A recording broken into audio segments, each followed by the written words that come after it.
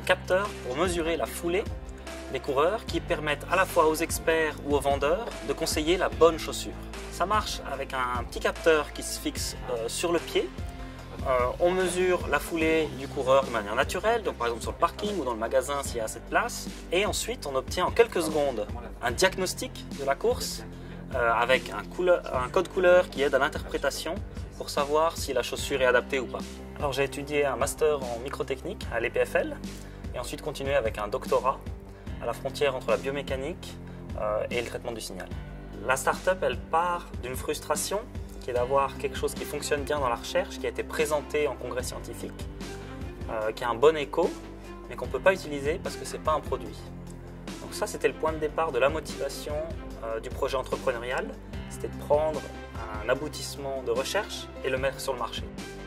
Alors il y a un ensemble d'expertises uniques dont on a eu besoin dans cet écosystème, à la fois la connaissance technique et pointue à l'EPFL, mais aussi la connaissance de la physiologie et de la course et de l'entraînement grâce à l'ISUL. Le risque de blessure est toujours très important en course à pied, donc on fait très attention à ça avec notre partenaire au CHUV notamment.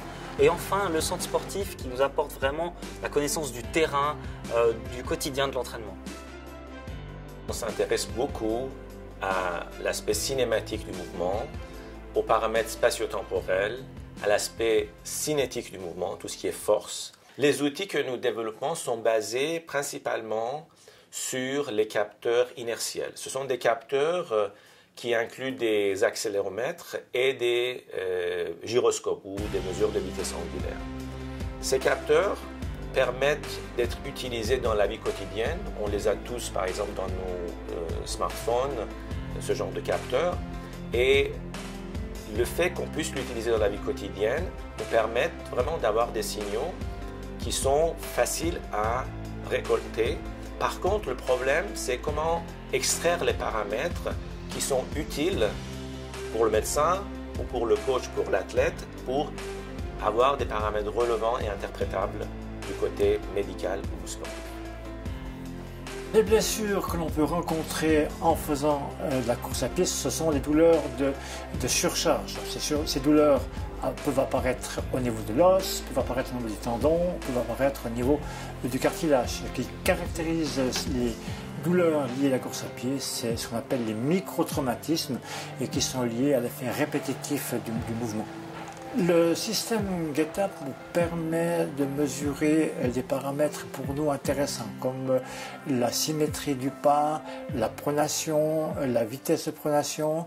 Et l'autre intérêt, c'est de pouvoir mesurer nos corrections, en particulier par la prescription de chaussures différentes, voire la prescription de supports plantaires que l'on peut mettre dans une chaussure. Le système d'analyse existait déjà pour l'hôpital orthopédique pour l'analyse de la marche et en modifiant l'analyse, on a pu émettre un prototype d'analyse pour la course à pied et donc le système GetUp est parti de ces premiers travaux scientifiques que nous avons fait ensemble avec le laboratoire d'analyse du mouvement à l'EPFL. Des collaborations de la nature de celle du projet GetUp, RunUp, sont particulièrement fructueuses parce que nous sommes des spécialistes de l'activité physique, nous sommes des spécialistes du mouvement et à la fois le PFL va avoir une vraie expertise sur le développement algorithmique, sur l'analyse des signaux et GetUp intervient comme développeur de capteurs portés.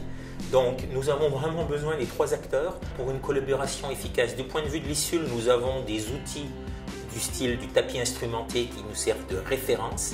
Nous n'avons aucune expertise pour l'analyse du signal, ça c'est le travail de l'EPFL, et nous n'avons aucune expertise quant au développement produit, développement des capteurs. Par contre, notre expertise, elle est sur la compréhension, l'analyse des réponses du coureur en situation in situ.